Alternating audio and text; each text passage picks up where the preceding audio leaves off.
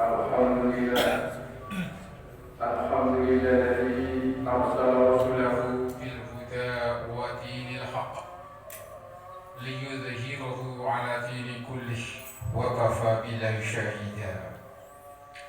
أشهد أن لا إله إلا الله وحده لا شريك له وأشهد أن محمدا عبده ورسوله لا نبي ورسول بعده.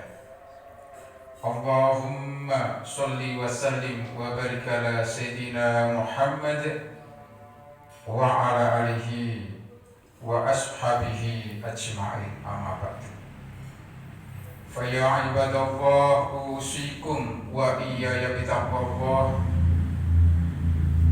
فقد فاز المتقون wa'malu sholihat wajtanibul munkarat la'alakum turhamun. Wa qala Allahu ta'ala fi kitabil karim wa huwa asdaqul qailin wa nahnu 'ala dzalika minasyahidin. Ya ayyuhalladzina amanu taqullaha haqqa tuqatih wa la tamutunna illa wa antum muslimun. Hadirin jamaah Jumat rahimakumullah, marilah kita senantiasa takwa kepada Allah Subhanahu wa taala, dalam artian kita menjalankan apa yang diperintahkan, sekaligus kita meninggalkan apa yang dilarangnya, melakukan perintah sebagai wujud kita taat kepada Allah, menjauhi larangan sebagai bentuk kita ini takut akan azab Allah. Allah Subhanahu wa taala memerintahkan kepada baginda Rasulullah SAW khususnya dan umumnya kepada umatnya, memerintahkan sholat, yang mana sholat itu merupakan perbuatan yang akan menjadi kunci diterima amal perbuatan kita. Baik dan tidaknya sholat kita ini akan menentukan apakah amal perbuatan yang baik ini bisa diterima oleh Allah Subhanahu wa taala. Ini tergantung kepada sholat kita. Dan kedudukan sholat di dalam Islam dijelaskan di dalam kitab Fiqh Sunnah. Wali sholati fil Islam manzilatun la ta'tiluha manzilun ayatan ibadat ukhra. Di dalam Islam, sholat merupakan kedudukan yang paling tinggi, yang mana kedudukan itu tidak ada yang bisa membandingi ibadah-ibadah yang lain. Ibadah puasa bisa kita tinggalkan sekali kita tidak mampu. Ibadah haji kita tidak ada kewajiban ketika dalam keadaan tidak mampu menuju ke Baitullah. Kemudian zakat itu tergantung kalau kita ini menjadi orang yang kaya. Tetapi sholat ini akan menjadi sebuah kedudukan yang begitu sama antara yang miskin dan yang kaya, dan orang yang di situ punya pejabat dan pegawai negara. Ini posisinya sama. Siapa yang masuk masjid duluan, dialah yang berhak menduduki shaf yang pertama.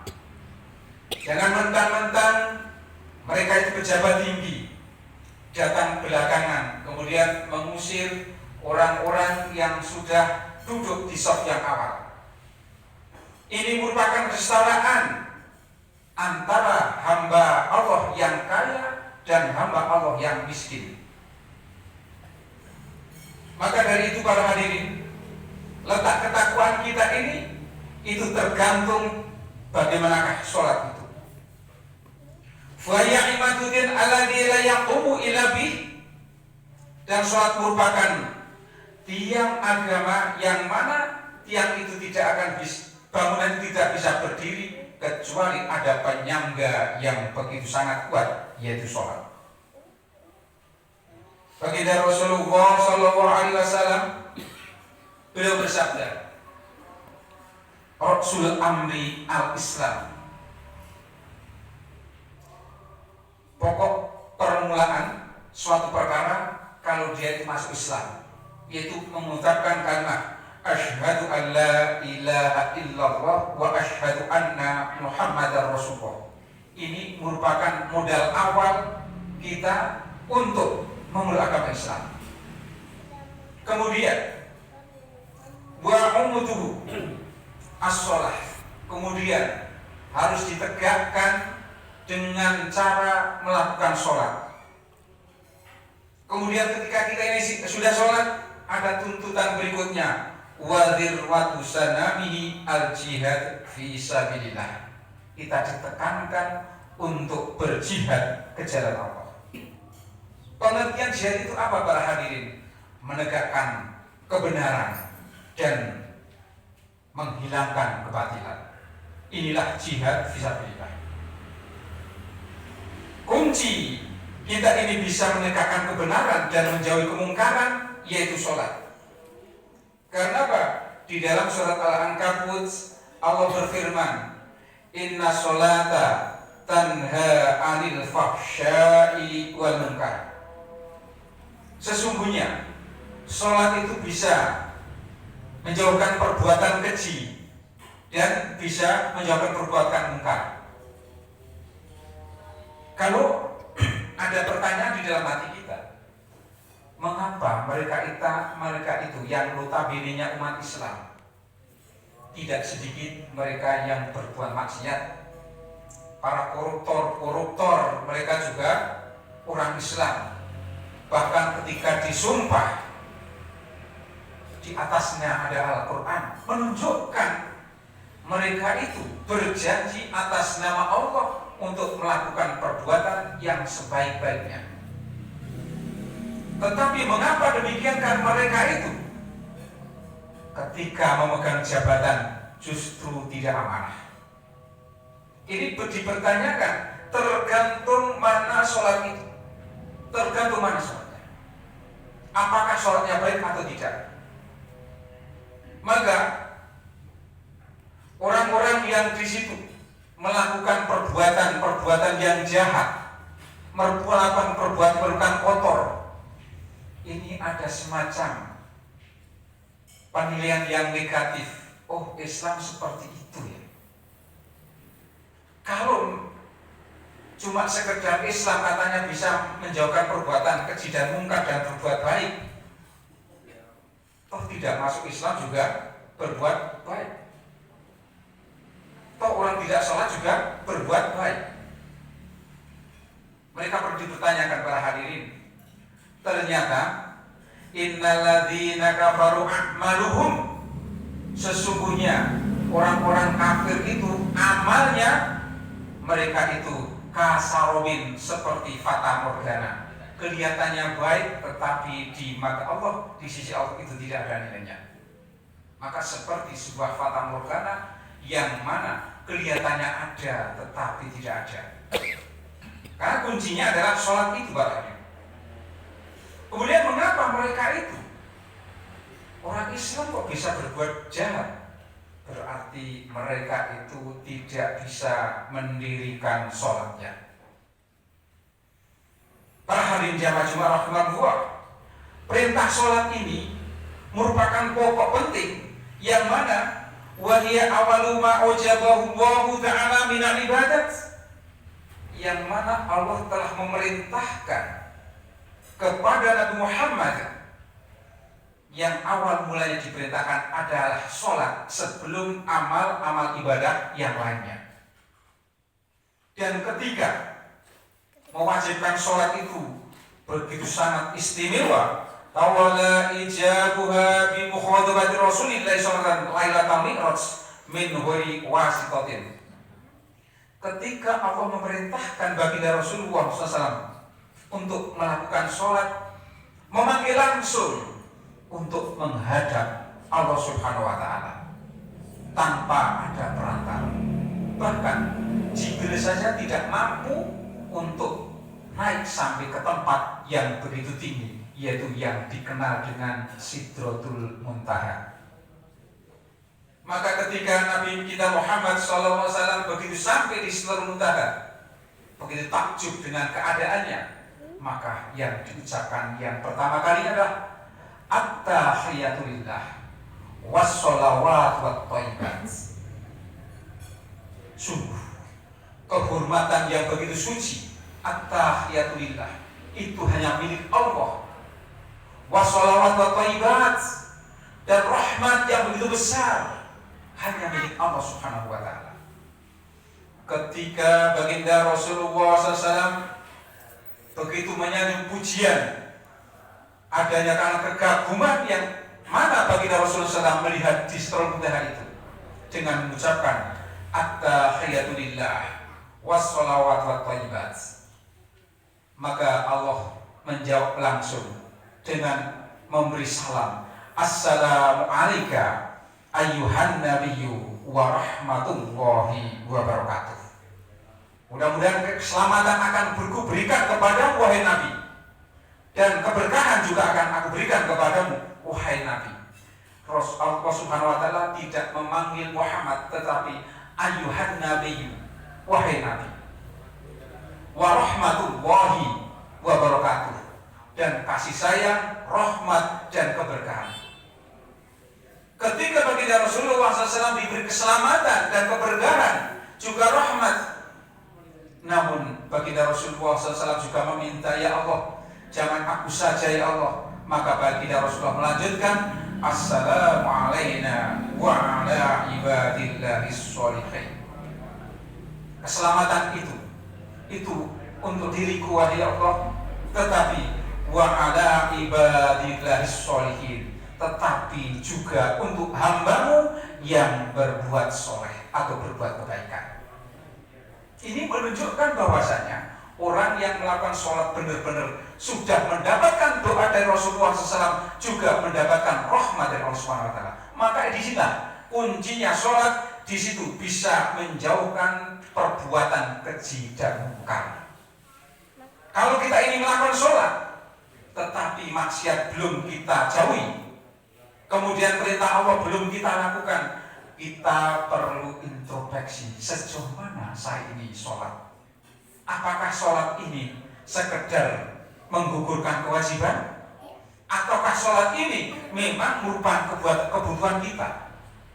Banyak sekali orang yang di situ ketika melakukan sholat cuma sekedar melakukan kewajiban saja, menggugurkan kewajiban saja, tetapi tidak mengetahui esensi atau hakikatnya sholat itu. Maka sholat itu bisa menjauhkan perbuatan keji dan mungkar. Kemudian sholat juga akan menjadikan orang itu disiplin. Karena apa? Allah sudah mengaturnya, inna sholata kanat lil mu'minina kitaban mawquta. Sesungguhnya Allah Subhanahu wa ta'ala memerintahkan pada kalian mewajibkan sholat kitaban mawquta, yang mana kewajiban itu waktunya sudah ditentukan. Ketika waktunya itu sudah ditentukan, bukan seenaknya kita sendiri ketika melakukan sholat. Bahkan baginda Rasulullah SAW ketika awal mulanya diperintahkan untuk sholat, bukan langsung sholat subuh yang dilakukan, masih menunggu, yaitu menunggu gurunya. Siapa guru baginda Rasulullah? Malaikat Jibril. Bahkan seharusnya ketika Rasulullah SAW melakukan Mi'raj, turun ke bumi lagi, itu kan sebelum subuh. Ketika melakukan perintah, seharusnya sholat subuh dulu. Tetapi baginda Rasulullah SAW tidak melakukan sholat subuh, tetapi yang pertama dilakukan adalah sholat dulu. Sholat dulu. Kemudian waktu asar malaikat Jibril datang, waktu maghrib malaikat Jibril datang. Kemudian hari berikutnya nanti tidak melakukan seperti itu, masih menunggu lagi. Kemudian agak akhir ini adalah mungkin sekitar jam 3. Kalau sekarang ini adalah akhirnya waktu zuhur. Kemudian ketika sholat asar mungkin jam 4, inilah akhirnya sholat asar. Maka sholat asar itu memang kalau secara fikih itu sebelum atau terbenamnya matahari. Tetapi Tetapi ketika matahari itu sudah berwarna merah, itu merupakan sholatnya orang munafik, yang mana hukumnya itu makruh kalau matahari itu sudah merah. Walaupun juga diperbolehkan, maka diperbolehkan hal-hal yang makruh ini sifatnya darurat, tidak dilakukan terus-menerus. Apalagi ketika melakukan sholat asar campur maghrib karena disibukkan dengan urusan dunia atau yang dikenal dengan syarif. Ini orang yang tertipu dengan urusan dunia. Mengapa demikian? Innamal hayatud dunya illa wa mal hayatud dunya illa mata'ul ghurur. Tiada lain kesenangan dunia, cuma kesenangan yang menipu.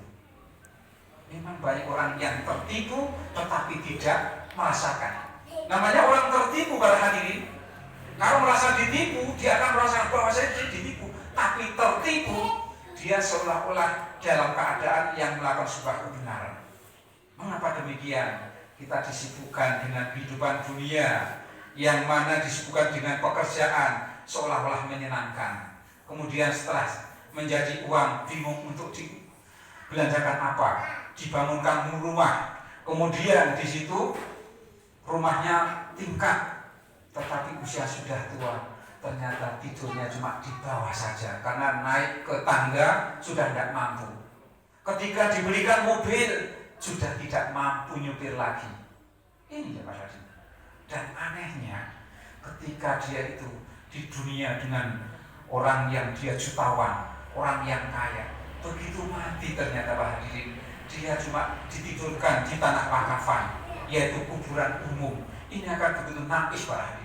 Harta yang kita kumpulkan tidak kita tempati, sementara kita menempati hasil wakafan dari orang pendahulu. Ini merupakan perbuatan yang tertipu para hadirin.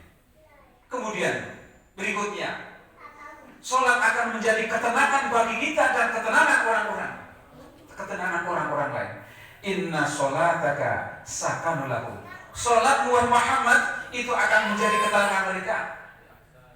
Ketika di sini masih ada orang sholat, di luar sana walaupun tidak sholat merasa senang, ayem, masih ada orang sholat. Di situ balak dan musibah akan bisa tertolak orang yang melakukan perbuatan itu. Hari jamaah Jumat rahmatullah. Maka dari itu ketika sholat diutamakan, maka akan menjadi kita ini menjadi mukmin yang begitu sangat baik. Kemudian berikutnya para hadirin, ketika para malaikat melihat dialog antara Allah dan baginda Rasulullah SAW, ketika Nabi Muhammad didoakan Assalamu alaika ayyuhan nabiyyu wa rahmatullahi wabarakatuh, kemudian Nabi Muhammad menjelaskan atau menamai Assalamu alaina wa ala ibadillah sholihin. Kemudian para malaikat yang ada di sekitarnya ketika menyaksikan langsung mengacungkan tangan, Asyhadu an la ilaha illallah wa asyhadu anna Muhammadar Rasulullah. Aku bersaksi bahwasanya tidak ada Tuhan selain Allah dan Nabi Muhammad utusan Allah. Ini yang bersyahadat pertama dalam malaikat. Ketika malaikat itu menyaksikan bagaimanakah dialognya atau komunikasinya antara Allah dan baginda Rasulullah SAW. Maka dari itu para hadirin, sholat intinya adalah kita ini komunikasi kepada Allah Subhanahu wa Ta'ala. Maka perlu dipertanyakan, sholat kita ini komunikasi sama Allah atau tidak? Kalau komunikasi sama Allah, kita ikuti bagaimanakah contoh baginda Rasulullah SAW. Bahwasanya Anas meriwayatkan Rasulullah SAW beliau ketika membaca Al-Fatihah wa huwa waqafa ayatan. Beliau ketika membaca ayat, ketika wakaf berhenti. Alhamdulillahirabbil alamin berhenti. Ar-Rahmanir-Rahim berhenti. Mengapa demikian? Karena di situ ada jawaban dari Allah Subhanahu wa Ta'ala. Maka sholat namanya komunikasi atau yang dikenal dengan munajat. Untuk itu Pak hadirin, kalau kita ini sholat cepat, Bismillahirrahmanirrahim, alhamdulillahirabbil alamin, berarti kita tidak munajat. Allah belum sempat menjawab, ternyata kita sudah bicara. Ini kita sama dengan tukaran sama Allah. Pertanyakanlah diri kita masing-masing. Apakah sholat kita ini munajat kepada Allah atau justru kita ini bertengkar pada Allah? Maka introspeksilah. Setiap kita melakukan sholat, maka sholat andaikan kita itu begitu khusyuk, tador, tidak akan lama para hadirin, dan akan menjadi ketenangan kita. Inna sholataka sakan lakum. Sesungguhnya sholat itu akan menjadi ketenangan bagi mereka dan semuanya. Para hadirin jamaah subhanallah, mungkin itulah khutbah yang disampaikan. Mudah-mudahan kita bisa melakukan sholat istiqomah sehingga kita ini akan menjadi ketenangan, dijauhkan dari perbuatan keji dan mungkar. Amin amin ya rabbal alamin. Barakallahu lakum fil Qur'anil azim wa nafa'ani wa iyyakum bima fihi dzikril hakim wa taqabbal minni wa minkum tilawatahu innahu sanali wa qurbarham wa anta khairur rahimin.